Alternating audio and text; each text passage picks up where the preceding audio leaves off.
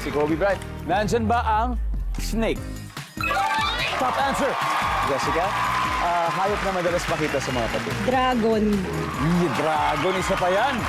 Nandyan ba ang dragon? Sabi po nila, swerte yan. Nandyan ba ang dragon? Yan. Bakulaw, pwede ba? Tatong bakulaw? Maxine, magbigay ng hayop na madalas makita sa mga tattoo. Pusa. Oh, kung may aso, siyempre baka may pusa. Nandiyan ba yung pusa? Walang pusa. Ayaw nila. Ricky May, ano pa kaya? Mga hayop na madalas makita sa tattoo. Unggoy. Oy, unggoy. Unggoy. Yung maliit na version ng, ano yan, ng bakulaw. Bakulaw, oo. Unggoy. Wala rin. Team Valdez, time to huddle.